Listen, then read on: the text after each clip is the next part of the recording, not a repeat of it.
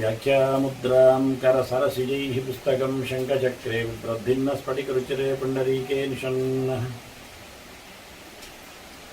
ಅಮ್ಲಾನಶ್ರೀರಮೃತವಿಶದೈರಂಶಭಿಪ್ಲಾವಯನ್ ಮಾಂ ಅವಿರ್ಭೂಯಾದನಗಮಹಿಮಾ ಮಾನಸೇ ವಾಗಧೀಶಃ. ನಮಸ್ತೆ ಪ್ರಾಣೇಶ ಪ್ರಣತ ವಿಭವಾಯಾವನಿಮಗಾಹ ನಮಃ ಸ್ವಾಮಿನ್ ರಾಮಪ್ರಿಯತಮ ಹನುಮನ್ ಗುರುಗುಣ. ನಮಸ್ತುಭ್ಯಂ ಭೀಮಪ್ರಬಲತಮ ಕೃಷ್ಣೇಷ್ಟ ಭಗವನ್ ನಮಃ ಶ್ರೀಮನ್ಮಧ್ವಪ್ರದಿಶ ಸುದೃಶನ್ನೋ ಜಯ ಜಯ ಶ್ರೀ ಗುರುಭ್ಯೋ ನಮಃ. ನಾರಾಯಣಂ ಸುರೂರಂ ಜಗದೇಕನಾಥಂ ಭಕ್ತಪ್ರಿಯಂ ಸಕಲಲೋಕ ನಮಸ್ಕೃತಂ ಚ ತ್ರೈಗುಣ್ಯವರ್ಜಿತಮಜಂ ಭೀಮಾದ್ಯಮೀಶಂ ವಂದೇ ಭವದ್ಗ್ರಂ ಅಮರಾಸುರಸಿದ್ಧವಂದ್ಯಂ ನಾರಾಯಣಂ ನಮಸ್ಕೃತ್ಯ ನರಂ ಚೈವ ನರೋತ್ತಮಂ ದೇವೀಂ ಸರಸ್ವತೀಂ ವ್ಯಾಸಂ ತಥೋ ಜಯಮುದೀರಯೇ. ವೇದವ್ಯಾಸುರ ಮಹಾಭಾರತದ ಚಿಂತಕರಿಗೆ ವಂದನೆಗಳು. ಶಾಂತಿ ಪರ್ವದ 116ನೇ ಪ್ರವಚನವಿದು. ಧರ್ಮರಾಜನಿಗೆ ಭೀಷ್ಮರು ರಾಜಧರ್ಮದ ಬಗ್ಗೆ ಉಪದೇಶ ಮಾಡುತ್ತಾ ಮಾಂಧಾತ್ರಿವಿಗೆ ಹೇಳಿದ ಉಚತ್ಯನ ಮಾತುಗಳನ್ನು ಉಲ್ಲೇಖಿಸ್ತಾ ಇದ್ದಾರೆ. ಅನೇಕ ಬಗೆಯ ನೆನಪಿನಲ್ಲಿ ತರುವ ಉದ್ಧಾರ ಯೋಗ್ಯವಾದಂತಹ ಮಾತುಗಳು ಬಹಳ ಸ್ಪಷ್ಟವಾಗಿ ಇದು ರಾಜನ ಧರ್ಮ ಅಂತ ಹೇಳಿಕೊಳ್ಳುವ ನೆಲೆಯಲ್ಲಿ ಮಾಡಿರತಕ್ಕ, ಒಟ್ಟಂದದಲ್ಲಿ ರಾಜನಲ್ಲಿ ಇರಬೇಕಾಗಿರತಕ್ಕಂತಹ ಪಂಚ ಸಿದ್ಧಾಂತಗಳು ಆ ದೃಷ್ಟಿಯಿಂದ ಹೇಳುತ್ತಾರೆ. ಮುಖ್ಯವಾಗಿ ಸಂಗ್ರಹಶ್ಚೈವ ಭೂತಾನಾಂ ದಾನಂಚ ಮಧುರಾಚ ವಾಕ್ ಅಪ್ರಮಾದಶ್ಚ ಶೌಚಂಚ ರಾಜ್ಞಃ ಭೂತಿಕರಂ ಮಹತ್. ರಾಜನಿಗೆ ಸಂಪತ್ತು ಪಡತಕ್ಕಂತಹ ದಾರಿಗಳು ಯಾವುವು ಅಂತ ಕೇಳಿದರೆ ಮುಖ್ಯವಾಗಿ ಹೇಳುತ್ತಾನೆ, ಎಲ್ಲರನ್ನೂ ರಾಜ ತನ್ನ ವಶದಲ್ಲಿ ಇರುವಂತೆ ಮಾಡಿಕೊಳ್ಳಬೇಕು. ಯಾವ ಪ್ರಕಾರದಿಂದಲಾದರೂ ಆದಷ್ಟು ಜನರ ಸಂಗ್ರಹ, ಎಲ್ಲ ಜನರನ್ನು ಒಳ್ಳೆ ಕೆಲಸದಲ್ಲಿ ತೊಡಗಿಸುವ ರೀತಿ, ಪ್ರಜೆಗಳು ಬಹಳ ಚೆನ್ನಾಗಿ ರಾಜನಿಗೆ ಅಭಿಮತರಾಗಿರಬೇಕು. ಓಟ್ ಹೇಳಿದಾಗ ಸಂಗ್ರಹಸ್ಥೈವ ಭೂತಾನ. ಇನ್ನೊಂದು ರಾಜ ಎಲ್ಲರಿಗೂ ಎಲ್ಲವನ್ನು ಹಂಚುತ್ತಾ ಇರಬೇಕು. ದಾನಂಶ, ಒಳ್ಳೆ ಸೊತ್ತುಗಳ ವಿನಿಮಯ. ರಾಜ ತನ್ನ ವೈಭವಕ್ಕಾಗಿ ಬೊಕ್ಕಸವನ್ನು ಒಟ್ಟು ಮಾಡಿದ್ದು ಅಂತ ಕಾಣಲೇಬಾರದು. ವಿತರಣೆ, ಅದರೊಟ್ಟಿಗೆ ಮಧುರಾಚವಾಕ್, ಚಂದ ಮಾತಾಡಬೇಕು. ವಚನೇಕ ದರಿದ್ರತಾ ಅಂತ ಮಾತಿಗೇನು ಭರ. ಜನರನ್ನು ಪ್ರೀತಿಯ ಆದರದಿಂದ ಮಾತಾಡಿಸಬೇಕು. ಅಪ್ರಮಾದಶ್ಚ, ಎಂದೂ ಎಲ್ಲಿಯೂ ಬೇಜವಾಬ್ದಾರಿತನದಿಂದ ಆತ ಬಿಟ್ಟುಕೊಟ್ಟಿರಬಾರದು. ಎಚ್ಚರವಾಗಿರಬೇಕು. ಪ್ರತಿಯೊಂದು ವಿಷಯದಲ್ಲಿಯೂ ಮೋಸ ಆಯಿತು, ತಪ್ಪಿಯೋಯಿತು, ಹೆಚ್ಚು ಕಡಿಮೆ ಆಯಿತು ಅಂತ ಹೇಳಲಿಕ್ಕಿಲ್ಲ. ಜಾಗರೂಕನಾಗಿರಬೇಕು. ಕೊನೆಗೊಂದು ಮಾತು ಹೇಳ್ತಾನೆ, ಶೌಚಂಚ, ಶುದ್ಧ ಅಂತಃಕರಣದವ, ಶುದ್ಧ ಮಡಿಯವ, ಮಡಿವಂತನಾದವನು ರಾಜ ಸಂಪತ್ತನ್ನು ಗಳಿತಾನೆ ಅಂತ. ಯಾಕೆಂದ್ರೆ ಭೂತಿಕರ ಅಂದ್ರೆ ಸಂಪತ್ತು ಕೊಡುವಂಥದ್ದು, ಔನ್ನತ್ಯವನ್ನು ಏರಿಸುವಂಥದ್ದು, ಮಹಾಲಕ್ಷ್ಮಿ ವಿಶೇಷವಾದ ಕಾರುಣ್ಯಕ್ಕೆ ಪಾತ್ರ ಆಗುವುದು.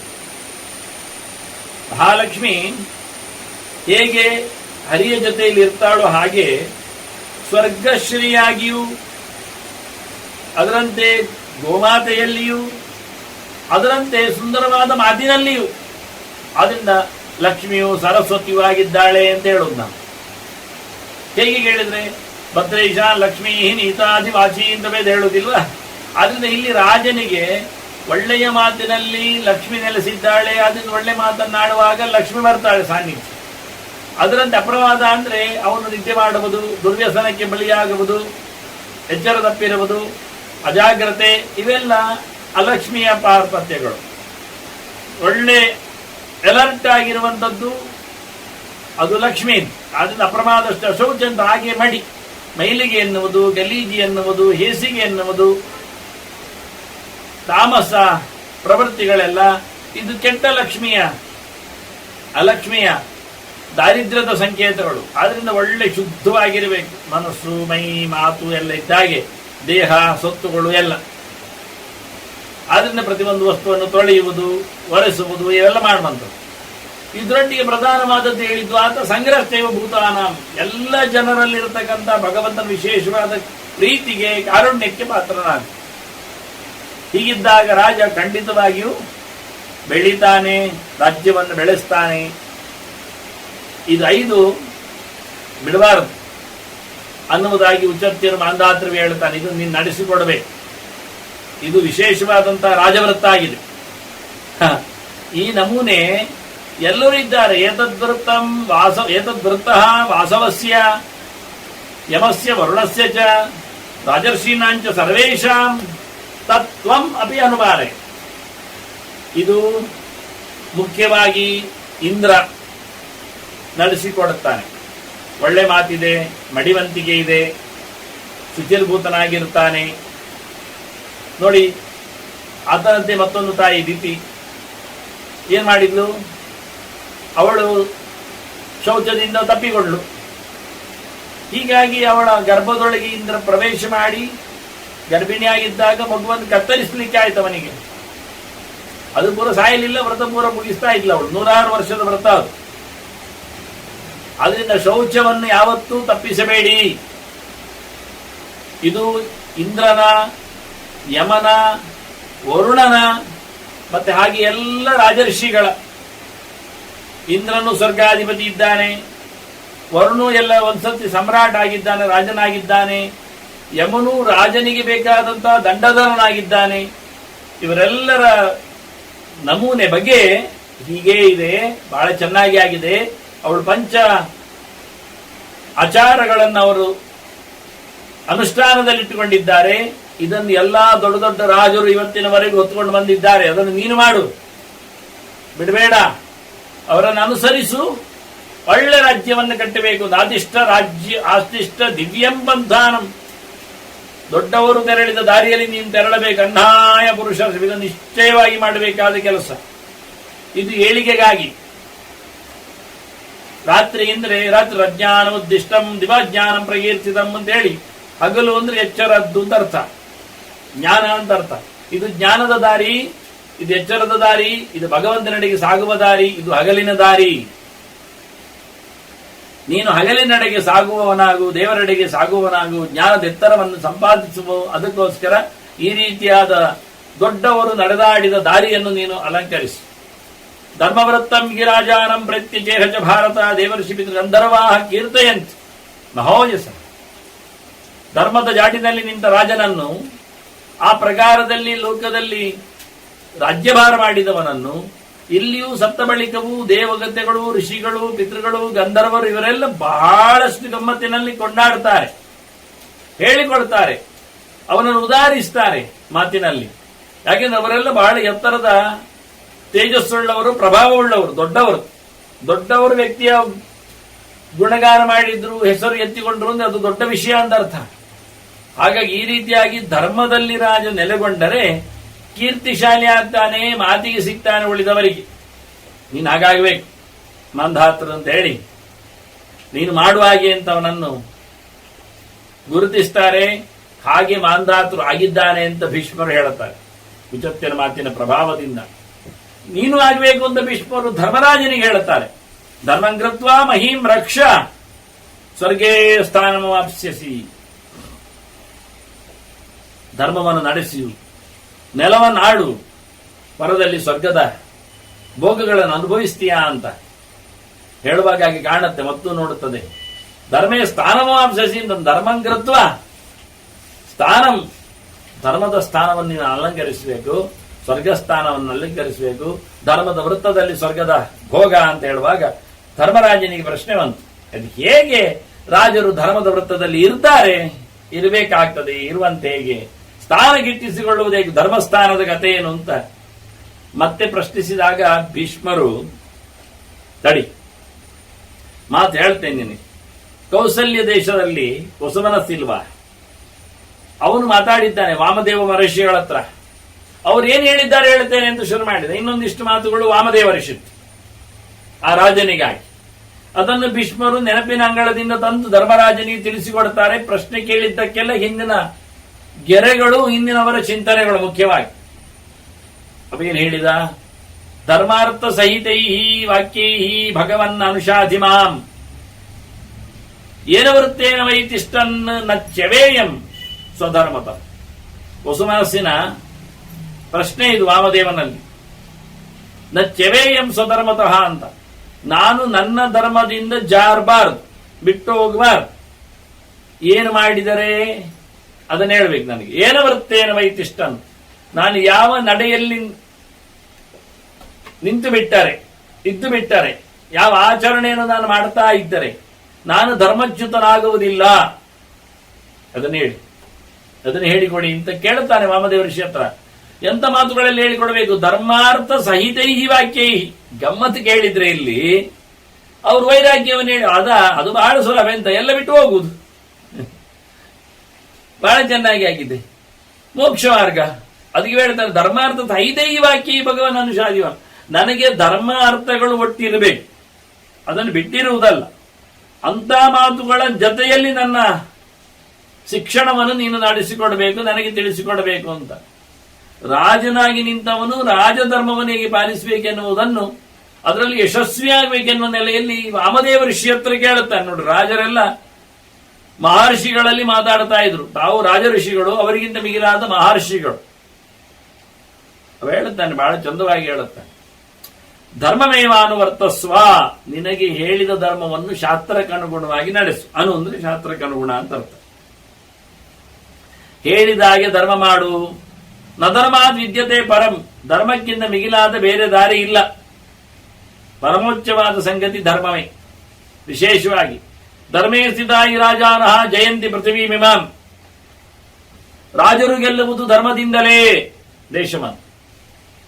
ಅಧರ್ಮದಿಂದ ದೇಶವನ್ನು ಆಳ್ಲಿಕ್ಕೆ ಬರುವುದಿಲ್ಲ, ಜಯ ಇರುವುದಿಲ್ಲ.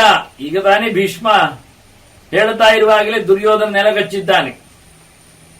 ನೆಲಗಚ್ಚೇನು ಬಹಳ ದಿನ ಆಗಲಿಲ್ಲ. ಈಗ ಅದನ್ನ ಹಚ್ಚ ಹಸಿರಾಗಿರತಕ್ಕ ಚಿಂತನೆಗಳು ವಾಸ್ತವವಾಗಿ ತಿಳಿಸಿಕೊಡ್ತಾ ಇದ್ದಾನೆ. ಅಂದ್ರೆ ತಿಂಗಳ ಆಶೋಚ ಕಳೆದಿದ್ದಾರೆ ಅವರು. ಹೆಚ್ಚು ದಿನ ಅಂದ್ರೆ ಕುರುಕ್ಷೇತ್ರದ ಯುದ್ಧದ ನಂತರದಲ್ಲಿ ಹೆಣಗಳು ಸುಟ್ಟ ಬಳಿಕ ತಿಂಗಳು ಆಶೋಚವನ್ನು ನಡೆಸಿ ತರ್ಪಣಾದಿಗಳನ್ನು ಕೊಟ್ಟು ಮತ್ತೆ ರಾಜ್ಯಭಾರದ ತಳಮಳದಿಂದ ಧರ್ಮರಾಜ ಕೊನೆಗೆ ಭೀಷ್ಮರಲ್ಲಿ ಕೇಳುವುದು ಅಂತ ಅಭಿಷೇಕದ, ರಾಜ್ಯಾಭಿಷೇಕದ, ಪಟ್ಟಾಭಿಷೇಕದ ಸಂದರ್ಭವನ್ನು ಮಾಡಿಕೊಂಡು ಬಂದು ಕೇಳುತ್ತಾ ಇದ್ದಾನೆ ಉಳಿದವರ ಹತ್ರ ಸೇರಿ. ಅದನ್ನು ಬಹಳ ಚೆನ್ನಾಗಿ ಹೇಳುತ್ತಾನೆ. ಅಧರ್ಮವನ್ನು ನಡೆಸಿಕೊಟ್ಟವನು ಬಹಳ ಕಾಲದಲ್ಲಿ ಗೆಲ್ಲುವುದಿಲ್ಲ, ಬದುಕುವುದಿಲ್ಲ, ಚಂದಾಗುವುದಿಲ್ಲ. ವಿಶೇಷವಾಗಿ ಧರ್ಮವೇ ಶ್ರೇಷ್ಠವಾದ ಧರ್ಮದಲ್ಲಿ ನಿಂತ ರಾಜರು ಈ ನೆಲವನ್ನು ಗೆದ್ದಿದ್ದಾರೆ. ಅಧರ್ಮದಲ್ಲಿ ಗೆಲ್ಲಿಕ್ಕೆ ಆಗುವುದಿಲ್ಲ, ಟೆಂಪರರಿ. ಅರ್ಥಸಿದ್ಧೇ ಪರಂ ಧರ್ಮಂ ಮನ್ಯತೆ ಯೋ ಮಹೀಪತಿ. ಒಂದು ಚಂದವಾದ ಮಾತನ್ನು ಹೇಳುತ್ತಾನೆ ಭೀಷ್ಮ. ಅವನು ಹೇಳಿದ್ದು, ವಾಮದೇವ ಹೇಳಿದ್ದು, ದುಡ್ಡಿಗಿಂತ ಮಿಗಿಲು, ದುಡ್ಡು ಮಾಡುವುದರಿಂದ ದೊಡ್ಡ ಸಂಗತಿ ಧರ್ಮ ಆಚರಣೆ ಅನ್ನುವುದು ಯಾವ ರಾಜ ತಿಳ್ಕೊಳ್ಳುತ್ತಾನಿದು ಒಂದು ಗೆರೆ ಪಾಯಿಂಟ್. ಮೊದಲು ಧರ್ಮಮೇ ಶ್ರೇಷ್ಠ ಅಂತಿದ್ದವ ಗೆಲ್ತಾನೆ ಬಿಡಿ. ಹೇಳ್ತಾನೆ ದುಡ್ಡಿಗಿಂತಲೂ ಧರ್ಮಕ್ಕೆ ಪ್ರಾಧಾನ್ಯ ಕೊಡಬೇಕು, ಮುಖ್ಯತೆ ಕೊಡಬೇಕು, ಪ್ರಿಯಾರಿಟಿ. ದುಡ್ಡು ದೊಡ್ಡ ಸಂಗತಿ ಅಲ್ಲ, ಧರ್ಮ ದೊಡ್ಡ ಸಂಗತಿ. ಇಂಥದ್ದು ಯಾವ ರಾಜನೇ ಆಗುತ್ತೋ ಈ ಪ್ರಕಾರ ತಾನು ಗಟ್ಟಿ ಮನಸ್ಸು ಮಾಡಿ ವೃತಾಂಚು ಕೂತೆ ಬುದ್ಧಿಂ, ಪ್ರಾಮಾಣಿಕವಾದ ತಲೆ ಇತ್ತು. ಬುದ್ಧಿವಂತಿಕೆ ಅಂದ್ರೆ ಇದು. ದುಡ್ಡಿಗಿಂತ ದೇವರು ದೊಡ್ಡವ, ದುಡ್ಡಿಗಿಂತ ಧರ್ಮ ದೊಡ್ಡದು ಅಂತ ಯಾರಿಗೆ ಕನ್ವಿನ್ಸ್ ಆಗಿದೆ, ಅಂತ ಯಾರು ಗಟ್ಟಿಯಾದ ಬುದ್ಧಿಯನ್ನು ಮಾಡ್ತಾನೆ, ಅವನು ಸಧರ್ಮೇಣ ವಿರಾಜತೆ, ಅವನು ಧರ್ಮದಿಂದ ಶಯನಾಗ್ತಾನೆ, ಅವನು ನಿಜವಾದ ರಾಜ ಅನ್ನಿಸಿಕೊಳ್ಳುತ್ತಾನೆ. ಇನ್ನು ಅಧರ್ಮದರ್ಶಿಯೋ ರಾಜ ಬಲಾದೇವ ಪ್ರವರ್ತತೆ, ಅವನು ಧರ್ಮವನ್ನು ನೋಡುವುದಿಲ್ಲ, ಅಧರ್ಮವನ್ನೇ ನೋಡ್ತಾನೆ. ಮಾಡುವುದೆಲ್ಲ ತನ್ನ ಬಲಾತ್ಕಾರದಿಂದ, ಪ್ರಯತ್ನದಿಂದಲೇ ಮಾಡುತ್ತಾನೆ. ಆದರೆ ಇದರಿಂದೇನಾಗುತ್ತೆ ಹೇಳಿ, ಕ್ಷಿಪ್ರಮೇವ ಅಪಯಾತೋಹ ಅಸ್ಮಾತ್ ಉಭೌ ಪ್ರಥಮ ಮಧ್ಯಮು. ಅವನಿಗೆ ನಡುವಿನದ್ದು ಇಲ್ಲ, ಎರಡು ಮೊದಲಿದ್ದು ಇಲ್ಲ. ಅಂದ್ರೆ ಧರ್ಮವನ್ನು ಯಾರು ನಡೆಸಿಕೊಡುವುದಿಲ್ಲ, ಅಧರ್ಮವನ್ನು ಕಾಣುತ್ತಾ ಇದ್ದಾನೆ, ಬಲಾತ್ಕಾರದಿಂದ ಒಂದೊಮ್ಮೆ ಮಾಡ್ಲಿಕ್ಕೆ ಹೋಗ್ತಾನೆ. ಇಂಥವನಿಗೆ ಧರ್ಮವೂ ಇಲ್ಲ, ಅರ್ಥವೂ ಇಲ್ಲ, ಕಾಮವೂ ಇಲ್ಲ.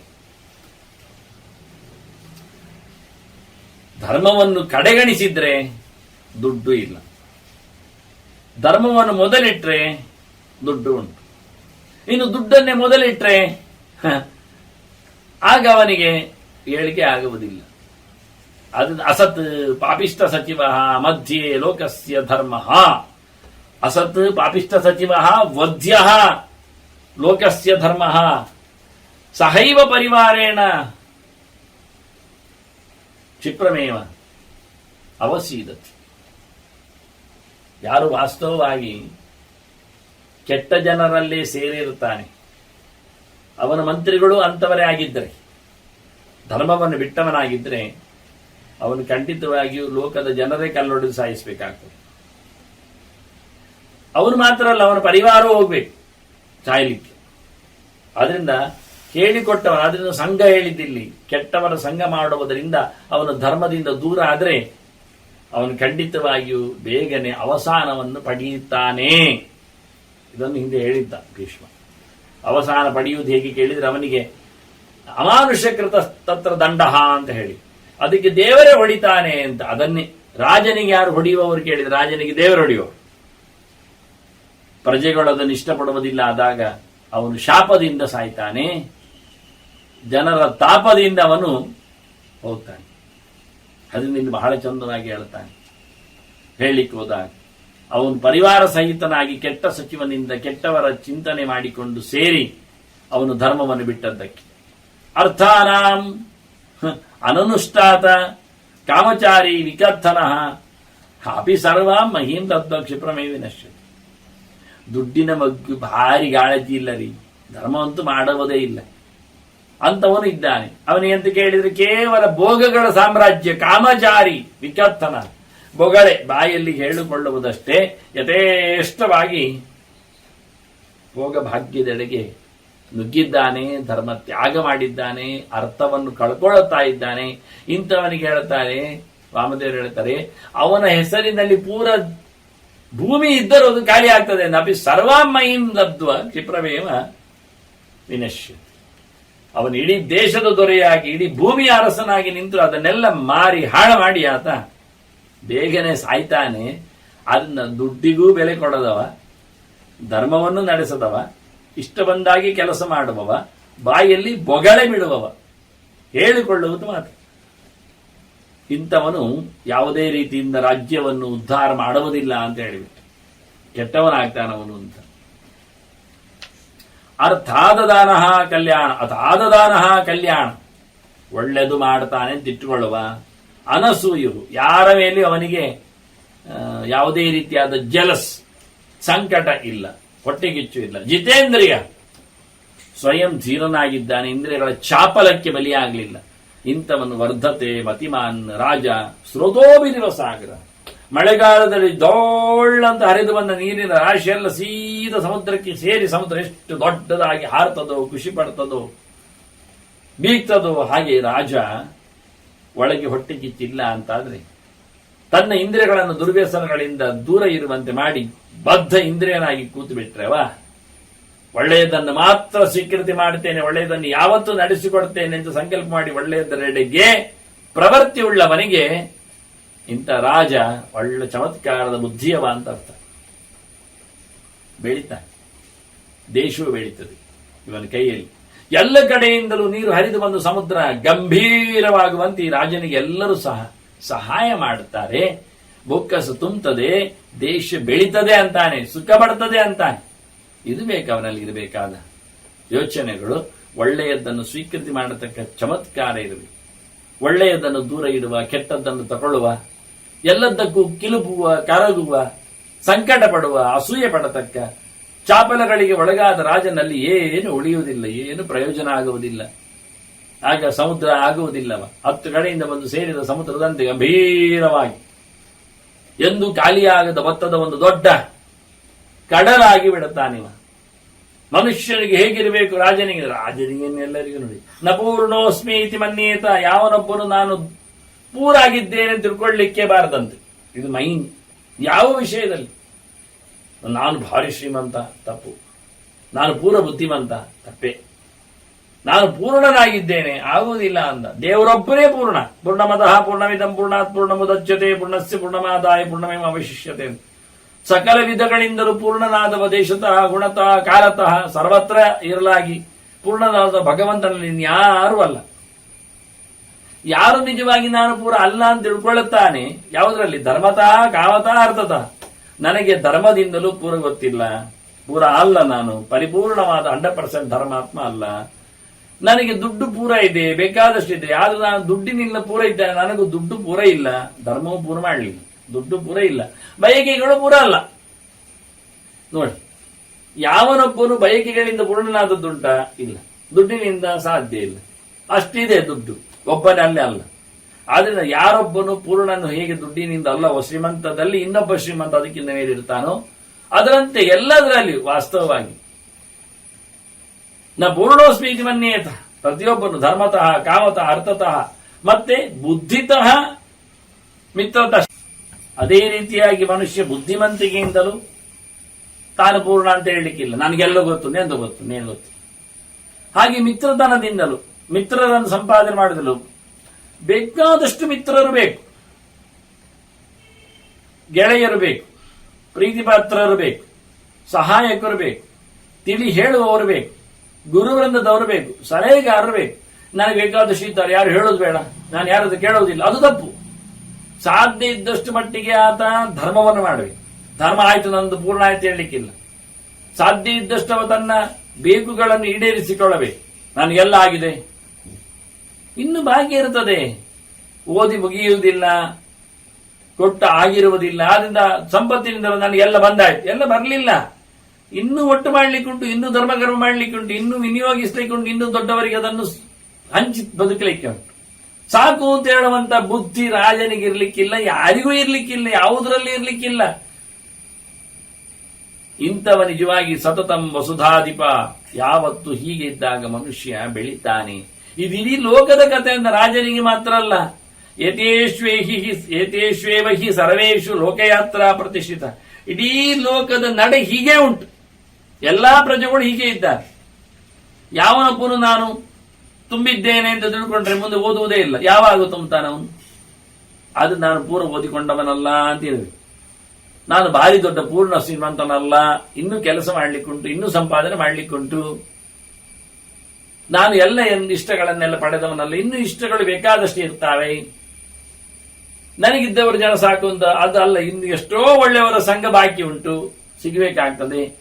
ಹೀಗೆ ಪ್ರತಿಯೊಬ್ಬನೂ ಲೋಕದಲ್ಲಿ ತನ್ನ ಯಾತ್ರೆಯನ್ನು, ತನ್ನ ಬದುಕನ್ನು ನಡೆಸುವಲ್ಲಿ ಪ್ರತಿಯೊಂದನ್ನೂ ಒಟ್ಟು ಮಾಡ್ತಾ ಇರಬೇಕು. ಸಾಕು, ಬಿಟ್ಟು ಹೋಗ್ಲಿಕ್ಕೆ ಬರುವುದಿಲ್ಲ. ಏತಾನಿ ಶೃಣ್ವನ್ ಲಭತೆ ಯಶಃ ಕೀರ್ತಿಂ ಶ್ರಿಯ ಪ್ರಜಾ. ಅವನು ಹೀಗೆ ಬಹಳ ಚೆನ್ನಾಗಿ ಕೇಳಿಕೊಂಡ್ರೆ, ಆ ಸಂಗತಿಗಳನ್ನು ಒಟ್ಟು ಮಾಡಿಕೊಳ್ಳಲಿಕ್ಕೆ ಪ್ರಯತ್ನ ಪಡಿಸಿದ್ರೆ ಹೇಗೆ ಧರ್ಮ ಮಾಡುವುದು, ಹೇಗೆ ಒಳ್ಳೆಯ ರೀತಿಯಿಂದ ಸಂಪತ್ತಾಗುತ್ತೆ, ಹೇಗೆ ಬಯಕೆಗಳು ಇಷ್ಟಗಳು ಈಡೇರುತ್ತವೆ, ಹೇಗೆ ಬುದ್ಧಿವಂತಿಕೆಯನ್ನು ಜ್ಞಾನವನ್ನು ಬೆಳೆಸಲಿಕ್ಕೆ ಆಗ್ತದೆ, ಹೇಗೆ ನನ್ನ ಸಂಘ ಸಾಧು ಸಂಘ ಸಜ್ಜನ ಸಂಘ ಇರಬೇಕಾಗ್ತದೆ ಎನ್ನುವುದನ್ನು ಆತ ತಿಳ್ಕೊಂಡು ಹೋಗ್ತಾ ಹೋದರೆ ಅವನಿಗೆ ಯಶಸ್ಸು ಬರ್ತದೆ, ಕೀರ್ತಿ ಬರ್ತದೆ, ಸಂಪತ್ತು ಬರ್ತದೆ, ಮಕ್ಕಳು ಆಗ್ತಾರೆ. ಅಂದ್ರೆ ರಾಜನೇ ಆಗುವ ಪ್ರಜೆಗಳು ಆಗ್ತಾರೆ.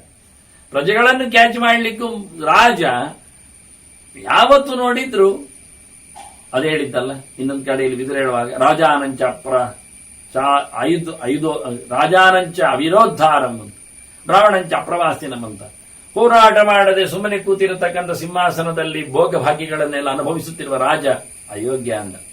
ದಿನ ಎದ್ದು ಉದ್ಯತ ದಂಡನಾಗಿರಬೇಕು, ಹೋರಾಟಕ್ಕೆ ತಯಾರಿ ಇರಬೇಕು, ದೊಡ್ಡ ದೇಶವನ್ನು ಕಟ್ತಾ ಇರಬೇಕು ಅವನು, ಆಗ ಮಾತ್ರ ರಾಜ. ಹಾಗೆ ರಾಜ ಬೇಕಾದಷ್ಟು ಜಾಗ ಇದೆ, ಕೋಶ ಇದೆ, ಜನ ಇದ್ದಾರೆ, ಊಟ ಇದೆ, ಕೂತ್ಕೊಳ್ಳಿಕ್ಕೆ. ಹಾಗೆ ಜ್ಞಾನ ಇದ್ದಂತಹ ಬ್ರಾಹ್ಮಣ ಅಂದಿಂದ ಹೇಳಿದ್ದು ಇದು ಅಲ್ಲಿ ನೈತಿಯಲ್ಲಿ ಬಂದ ಮಾತುಗಳು. ಅದರಂತೆ ಇಲ್ಲಿ ಹೇಳುತ್ತಾನೆ ಮುಖ್ಯವಾಗಿ, ಇದು ಲೋಕದ ಯಾತ್ರೆ ನಡೆಯುವ ಕ್ರಮ ಹೀಗಿರುತ್ತದೆ. ಅಂತವನಿಗೆ ಯಶಸ್ಸು, ಕೀರ್ತಿ, ಹಾಗೆ ಸಂಪತ್ತು, ಹಾಗೆ ಮಕ್ಕಳುಗಳು, ಪ್ರಜೆಗಳು ಅವನಲ್ಲಿ ಇರ್ತಾರೆ. ಏವಂ ಯೋ ಧರ್ಮ ಸಂರಂಭಿ, ಧರ್ಮಾರ್ಥ ಪರಿಚಿಂತಕ, ಧರ್ಮದಲ್ಲಿ ಹಠ ಬೇಕಂತ. ನೋಡಿ, ಏನು ಬಂದರೂ ಬೆಳಿಗ್ಗೆ ಹೇಳುತ್ತೇನೆ, ಬೆಳಿಗ್ಗೆ ಎದ್ದವನೇ ಮತ್ತೆ ಸ್ನಾನ ಮಾಡುತ್ತೇನೆ, ಸ್ನಾನ ಮಾಡಿದವನೇ ಮತ್ತೆ ದೇವರ ಜಪ ಮಾಡ್ತೇನೆ, ಜಪ ಮಾಡಿದವನೇ ದೇವರ ಪೂಜೆ ಮಾಡ್ತೇನೆ. ಪೂಜೆ ಅಂದ್ರೆ ದೇವರ ಸೇವೆ ಮಾಡಿಕೊಂಡು ಪ್ರಸಾದ ಸ್ವೀಕಾರಕ್ಕೋಸ್ಕರ ಮತ್ತೆಯೇ ದೇವರಿಗಿಟ್ಟ ಹಣ್ಣು ಹಂಪಲುಗಳನ್ನು, ನೈವೇದ್ಯಗಳನ್ನು, ಭಕ್ಷ್ಯ ಭೋಜ್ಯಗಳನ್ನು ತಿನ್ನುತ್ತೇನೆ. ಇಷ್ಟು ಮಾಡಿಕೊಳ್ಳುವ ಹಠ ಧರ್ಮ ಸಂಭ್ರಮಿ. ಒಂದರಲ್ಲಿ ಆಗುವುದಿಲ್ಲ. ನಾನು ಬೇಗ ಹೇಳುತ್ತೇನೆ, ಮತ್ತೆ ಬೇರೆ ಕಡೆಗೆ ಹೋಗಿ ಮಲಗ್ತೇನೆ ನಾಯಿಯಾಗಿ, ಅದು ಪ್ರಯೋಜನ. ನಾನು ಬೇಗ ಎದ್ದ ನಂತರ ಸ್ನಾನ ಮಾಡುತ್ತೇನೆ, ಮತ್ತೆ ಸೀದಾ ಹೋಗಿ ಬಿಸಿ ಬಿಸಿ ಕುಡಿಯುವುದು, ಅದು ತಪ್ಪಿ. ನಾನು ಎದ್ದ ನಂತರ ಸ್ನಾನ ಮಾಡುತ್ತೇನೆ, ಅಲ್ಲಿ ಒಂದು 4-5 ಜಪ ಮಾಡ್ತೇನೆ, ಮತ್ತೆ ಸೀದಾ ಹೋಗ್ತೇನೆ, ಅದು ಸರಿಯಾಗಲಿಲ್ಲ. ಸೂರ್ಯೋದಯದವರೆಗೆ ಚಂದವಾಗಿ ಜಪ ಪೂಜೆ ಮಾಡಿ ದೇವರ ತೀರ್ಥ ಸ್ವೀಕಾರ ಮಾಡಿದ ನಂತರ ದೇವರ ಸಮರ್ಪಣೆ ಇಟ್ಟ ಸೊತ್ತನ್ನು ತಿನ್ಲಿಕ್ಕೆ ನಾವು ಯೋಗ್ಯರಾಗ್ತೇವೆ. ಇದಿಷ್ಟು ಬೆಳಗ್ಗೆ ಹೇಳಿದ್ದಲ್ಲ, ನಾನು ಬೆಳಿಗ್ಗೆ ಶುರು ಮಾಡಿದ್ದು, ಬರುವಾಗ ಚೂರು ಮಧ್ಯಾಹ್ನ ಆಗ್ಬೋದು. ಏನಾದ್ರೂ ಒಂದು ಯಾವ ದೇವರಿಗೆ ಮಿನಿಮಮ್ 3 ಗಂಟೆ ದೇವರಿಗೆ ಕೊಡಬೇಕು. ಇದನ್ನು ಉಲ್ಲೇಖ ಮಾಡಿ ಧರ್ಮ ಸಂಭ್ರಮಿ ಅಂತಾನೆ. ನೀನು ಅದನ್ನು ಹಠದಿಂದ ಮಾಡಬೇಕು, ಬಿಡದ್ದೇ. ಅಂತಹ ಯಾರೊಬ್ಬ ಧರ್ಮ ಸಂಭ್ರಮಿದ್ದಾನೆ, ಧರ್ಮಾರ್ಥಗಳನ್ನು ಚಿಂತನೆ ಮಾಡಿರ್ತಾನೆ, ಅರ್ಥಾನ್ ಪರೀಕ್ಷೆ ಆರವತೆ ಸಧ್ರುವಂ ಮಹದಷ್ಟು. ಧರ್ಮಾರ್ಥ ಚಿಂತಕನಾಗಿ ದುಡ್ಡು ನೋಡಿಕೊಂಡು ಕೆಲಸ ಮಾಡ್ತಾನೆ. ಏನು ಧರ್ಮಕರ್ಮಗಳನ್ನು ಮಾಡುವಾಗಲೂ ದುಡ್ಡಿನ ಬೆಂಗಡೆ, ಅದನ್ನು ಮೀರದೆ, ವಿತ್ತಶಾಟ್ಯವನ್ನು ನಡೆಸದೆ, ಅದನ್ನು ವಿನಿಯೋಗಿಸಿಕೊಳ್ಳುವ ಯಾರು ಮಾಡುತ್ತಾರೆ ಅವರು ಖಂಡಿತವಾಗಿಯೂ ಮಾಡಿದ್ದು ದೊಡ್ಡ ಸೇವೆ ಅನಿಸ್ತದೆ. ಅವನಿಗೆ ಬೇಕಾದಷ್ಟು ಸುಖ ಭೋಗಗಳು ಸಿಕ್ಕೇ ಸಿಗ್ತಾನೆ. ಅದಾತ ಅನಭಿಸ್ನೇಹ, ಯಾರು ದಾನ ಮಾಡುವುದಿಲ್ಲ, ಕೊಡುವುದಿಲ್ಲ, ಯಾರ ಮೇಲೆ ಯಾರಿಗೂ ಸಸೂತ್ರವಾದಂತಹ ಪ್ರೀತಿ, ವಿಶ್ವಾಸ, ನಂಬಿಕೆ, ಉದಾರತೆ, ಮೈತ್ರಿ ಯಾರಲ್ಲಿ ಇಲ್ಲ, ಅದು ಪ್ರಯೋಜನ ಇಲ್ಲ ಅಂತಾನೆ. ವಾಸ್ತವವಾಗಿ ಕೇವಲ ಅವನು ನೋಡಿಕೊಳ್ಳುವುದೇ ಕೇಳಿ ದಂಡೇ ನಾವರ್ತಯನ್ ಪ್ರಜಾ ಅಂತ ಎಲ್ಲ ಎಂತ ಕೇಳಿದ್ರು ಶಿಕ್ಷಿಸ್ತೇನೆ, ಪೆಟ್ಟು ಕೊಡುತ್ತೇನೆ, ಅನ್ಯಾಯ, ದಂಡ, ಉತ್ತರ. ಎಂಥದ್ದು ಮಾರೆ, ಪ್ರತಿಯೊಬ್ಬರ ಮೇಲೆ ಪ್ರೀತಿ, ಅವರು ಮಾಡಿರತಕ್ಕ ವಿಷಯದ ಬಗ್ಗೆ ನೆನಪು ಹಾಗಿರಬೇಕು, ಕೊಡಬೇಕು. ಇದಿಲ್ಲ, ಪ್ರತಿಯೊಬ್ಬರಿಗೆ ಕೊಡುವುದು ಏನು ಪೆಟ್ಟು, ಅವರಿಗೆ ಹಿಂಸೆ. ಅಂತವನೇನಾಗ್ತಾನೆ, ಏನಾಗುವುದಿಲ್ಲ. ಹಾಗೆ ಮಾಡಿದವ ಸಾಹಸ ಪ್ರಕೃತಿ ರಾಜ ಕ್ಷಿಪ್ರಮೇವ ವಿನಶ್ಯತಿ. ಅವನು ಸಾಹಸ ಮಾಡಿದ ಹಾಗೆ ರಾಜಸ ಕರ್ಮವನದ್ದು, ಪ್ರಜೆಗಳ ಮೇಲೆ ದೌರ್ಜನ್ಯ, ಇದರಿಂದ ಅವನು ಬೇಗನೆ ಹಾಳಾಗಿ ಹೋಗ್ತಾನೆ, ಸಾಯ್ತಾನೆ. ಪ್ರಜೆಗಳ ಅನುರಾಗಕ್ಕೆ ಪಾತ್ರನಾಗುವುದಿಲ್ಲ. ದಾನಿ ಆಗಬೇಕು ಅವನು, ಪ್ರತಿಯೊಬ್ಬರ ಮೇಲೆ ಪ್ರೀತಿಯನ್ನಿಟ್ಟಿರಬೇಕು. ಆಗ ಅವರು ಮಾಡಿದ ತಪ್ಪನ್ನು ಹೇಳಿದಂತೆ ಇದ್ದಲಿಕ್ಕೆ ಆಗ್ತದೆ.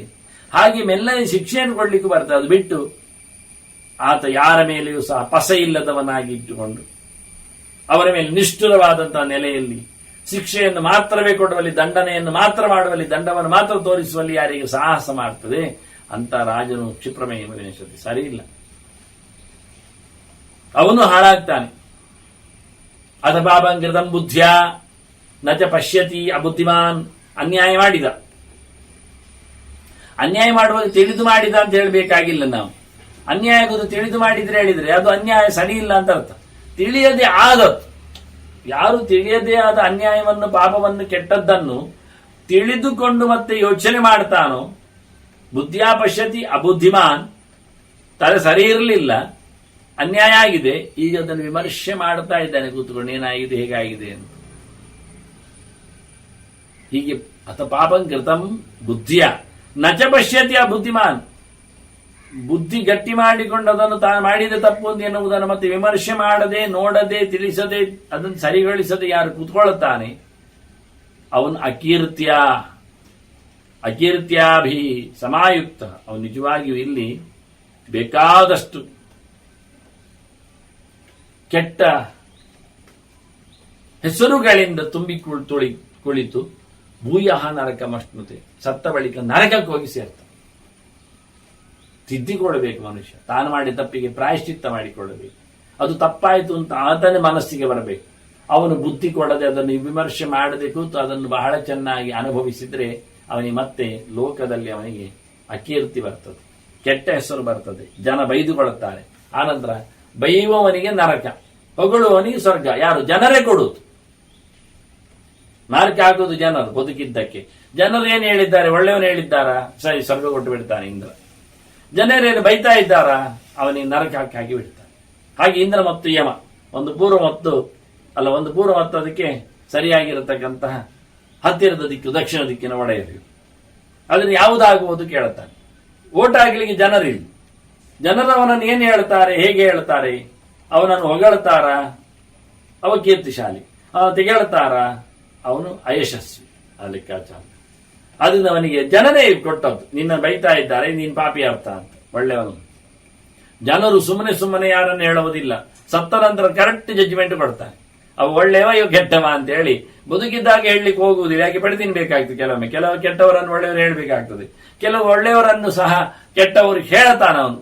ಯಾಕೆಂದ್ರೆ 10 ಜನರ ಒಟ್ಟು ಸೇರಿಕೊಂಡಾಗ ಹೇಳಿದ್ರಿಂದ ಸಂತೋಷ ಪಡುವುದಾದ್ರೆ ಆಗ್ಲಿ ಅಂತ.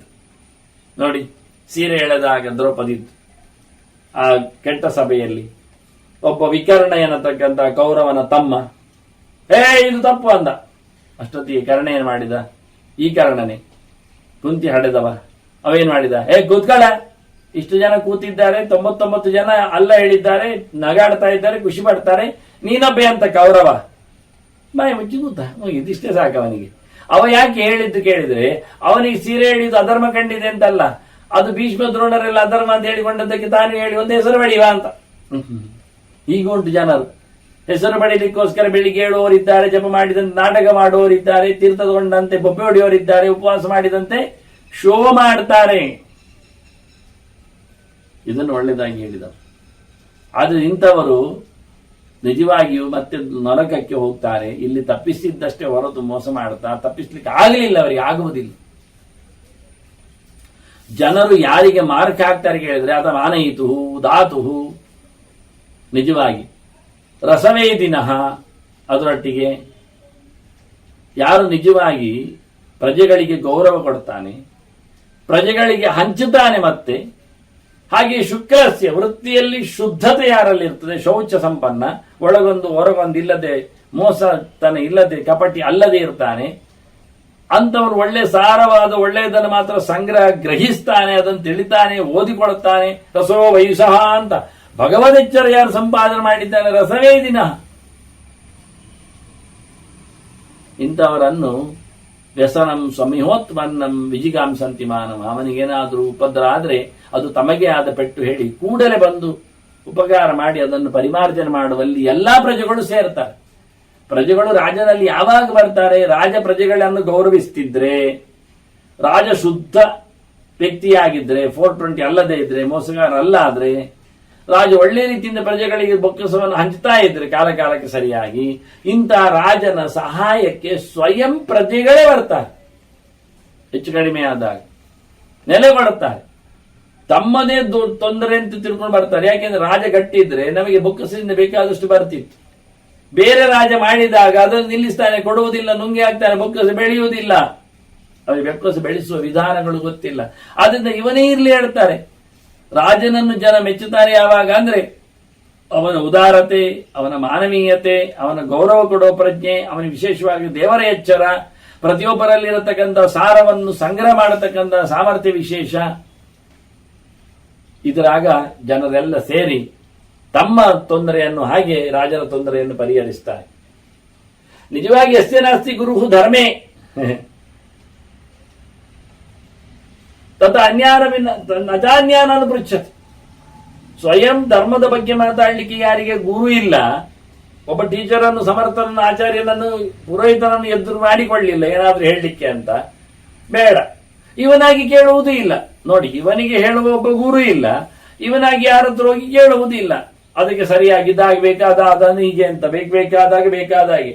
ಯಾರಿಗೆ ಸರಿಯಾಗಿ ಧರ್ಮ ಬೋಧನೆಯಲ್ಲಿ ಗುರು ಇಲ್ಲ, ಹಾಗೆ ಇನ್ನೊಬ್ಬರು ಕೇಳಿಕೊಂಡು ಬದುಕುವವನಿಗೆ ಇರಾದೆ ಇಲ್ಲ, ಅಂತವನೇನಾಗ್ತಾನೆ ಮತ್ತೆ ಕೇಳಿದ್ರೆ ನಿಜವಾಗಿ ಅವನು ವಿಚಿತ್ರವಾದಂತಹ ದುಡ್ಡಿನ ಲಾಭಕ್ಕೆ ಅರ್ಥ ಲಾಭೇಶ್. ಅವನು ಸುಖತಂತ್ರ. ಅವನಿಗೆ ಬದುಕಬೇಕು ಅಂತ ಉಂಟು, ಸುಖವಾಗಿ ಬದುಕಬೇಕು ಉಂಟು, ಅದಕ್ಕೆ ಬೇಕಾದಂತಹ ಪ್ರಾಯೋಗಿಕವಾಗಿ ಲೋಕದಲ್ಲಿ ಈಗೀಗಕ್ಕೆ ಮಾಡುವಂಥದ್ದು ಮಾಡ್ಲಿಕ್ಕೆ ಹೋಗ್ತಾನೆ. ಆದ್ರೆ ಏನಾಯ್ತು? ನಚಿರಂ ಸುಖಮಷ್ಟೊತ್ತೆ. ಅವನು ಬಹಳ ಕಾಲ ಸುಖ ಉಣ್ಣುವುದಿಲ್ಲ. ಅವನ ಪ್ಲಾನ್ ಎಲ್ಲ ತಲೆ ಕೆಳಗೆ ಆಗ್ತದೆ. ಹಾಗೆ ಮಾಡಿಕೊಂಡು ಹೋದ್ರೆ ಪ್ರಜೆಗಳನ್ನು ಗೌರವಿಸಿಕೊಳ್ಳದೆ, ಅವರಿಂದ ಓಟನ್ನು ಪಡೆಯದೆ, ಅವರ ಅಭಿಮಾನಕ್ಕೆ ಪಾತ್ರನಾಗದೆ ನಿಂತರೆ ಅವ ನಿಜವಾಗಿಯೂ ಉದ್ಧಾರ ಆಗುವುದಿಲ್ಲ.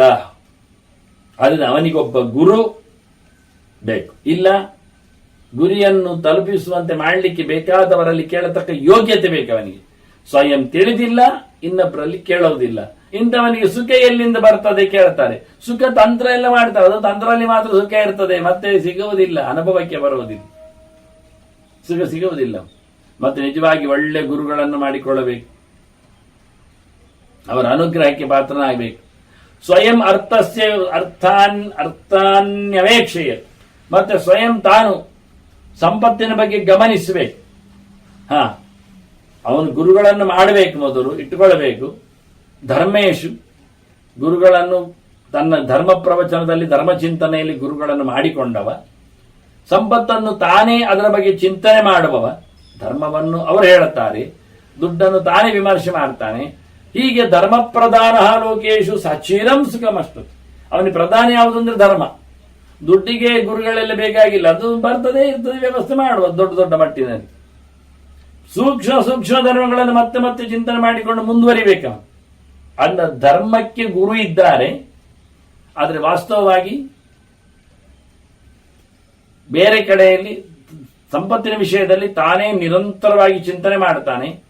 ಇಂಥ ಇದ್ದವ ನಿಜವಾಗಿ ಧರ್ಮ ಪ್ರಧಾನನಾದ್ರೆ, ಅರ್ಥ ಪ್ರಧಾನನಲ್ಲದಿದ್ರೆ ಅವನು ಲೋಕದಲ್ಲಿ ಬಹಳ ಸುಖವನ್ನು ಅನುಭವಿಸ್ತಾನೆ. ಈಗ ಸುಖ ಬರಲಿಕ್ಕೆ ಕಾರಣ ಎರಡು ಬಗೆ. ಗುರುಗಳನ್ನು ಬಿಟ್ಟು ಧರ್ಮ ಚಿಂತನೆ ಮಾಡದೆ ಒಂದೊಮ್ಮೆ ಆತ ಎರಡು ಕೇಳಲಿಕ್ಕಾಗತ್ತೆ ಅಂದ. ಅನ್ಯಾನ್ ಪೃಚ್ಛತಿ ಅಂತ, ಅನ್ಯಾನಪಿ ಪೃಚ್ಛತಿ, ಬೇರೆಯವರನ್ನು ಕೇಳಬೇಕು. ಗುರುಗಳು ಮಾತ್ರ ಅಲ್ಲ, ಆದ್ರೆ ಬೇಡ, ಆದ್ರೆ ಈ ವಿಷಯದಲ್ಲಿ ಇತರರನ್ನು ಪರಿಚಯಿಸಬೇಕು, ಮಾತಾಡಿಸಬೇಕು, ಬೇಡ. ಮತ್ತೊಬ್ಬರಲ್ಲಿ ಕೇಳಿ ತಿದ್ದಿಕೊಳ್ಳತಕ್ಕ ಯೋಗ್ಯತೆ ಇಲ್ಲ. ಸ್ವಯಂ ತಾನು ತಿಳುಕೊಳ್ಳಿಕ್ಕೆ ಬೇಕಾದಂತಹ ಗಟ್ಟಿ ಬುದ್ಧಿವಂತಿಕೆ ಇಲ್ಲ. ಇಂಥವನು ಎಲ್ಲಿ ಬಹಳ ಮಾಡಿದ ಸುಖ ತಂತ್ರ ಮಾಡಿದ್ದಾನೆ. ಹೇಗೆ ಸುಖವನ್ನು ಪಡಿಬೇಕೆನ್ನತಕ್ಕಂಥ ತಂತ್ರಾಂಶಗಳುಂಟು ಅವನಲ್ಲಿ. ಅದು ಬಹಳ ಕಾಲ ನಿಲ್ಲುವುದಿಲ್ಲ. ತಾಂತ್ರಿಕವಾಗಿ ಮಾಡಿದ ಸುಖದ ಕಾಲಗಳು ಸುಮಾರು ದೂರ ಇರುವುದಿಲ್ಲ. ಬಹಳ ಕಾಲ ಸುಖ ಅನ್ನುವುದಿಲ್ಲವ.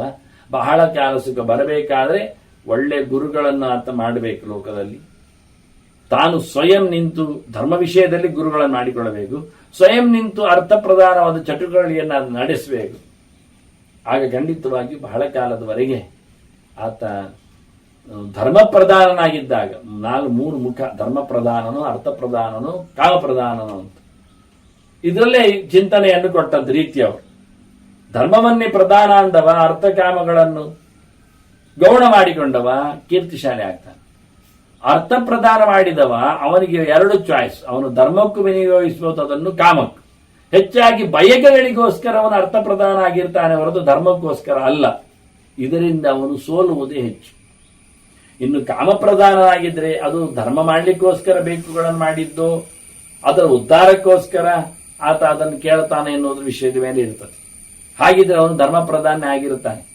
ಬಯಕೆ, ದೇವರ ಪೂಜೆ ಮಾಡಬೇಕೆನ್ನೋದು ಬಯಕೆ ಅಲ್ವಾ ಅಂದ್ರೆ ಅದು ಬಯಕೆ. ಸ್ವಾರ್ಥ ಅಲ್ಲದೆ ಇದ್ದಾಗ ದೊಡ್ಡ ಸಂಗತಿ ಆಗ್ತದೆ. ಹೀಗೆ ಮೂರು ವಿಶೇಷಗಳಲ್ಲಿ ಧರ್ಮದ ಪ್ರಧಾನನಾಗಿದ್ದವ ಲೋಕದಲ್ಲಿ ಖಂಡಿತವಾಗಿ ಬಹಳ ಕಾಲದವರೆಗೆ ಬದುಕ್ತಾನೆ, ಸುಖವನ್ನು ಉಣ್ತಾನೆ, ಪ್ರಜೆಗಳ ಕ್ಷೇಮವನ್ನು ಮಾಡ್ತಾನೆ ಅಂತ ಹೇಳಿಕೊಂಡು ಅನೇಕ ರೀತಿಗಳಲ್ಲಿ ಆ ರಾಜನಿಗೆ ಹೇಳಿರತಕ್ಕಂಥ ಮಾತುಗಳು, ರಾಜರ್ಷಿಯ ಮಾತುಗಳು, ರಾಜನಿಗೆ ಸಿಕ್ಕಿರತಕ್ಕ ರಾಜರ್ಷಿಯ ಮಾತುಗಳನ್ನು ಮುಂದೆ ಇನ್ನೊಂದು ಕೆಲವು ಮಾತುಗಳಲ್ಲಿ ವಾಮದೇವನ ನೋಡಿ, ವಾಮದೇವ ಗೀತೆ, ವಾಮದೇವ ಎನ್ನತಕ್ಕ ಋಷಿ ಹೇಳಿಕೊಟ್ಟ ಮಾತುಗಳ ಚಿಂತನೆಯನ್ನು ರಾಜಧರ್ಮದ ವಿಷಯದಲ್ಲಿ ಮುಂದೆ ಅದನ್ನು ನಡೆಸುವಂತ ವಂದನೆಗಳು. ಶ್ರೀಕೃಷ್ಣ ನಾರಾಯಣ ನಾರಾಯಣ ನಾರಾಯಣ.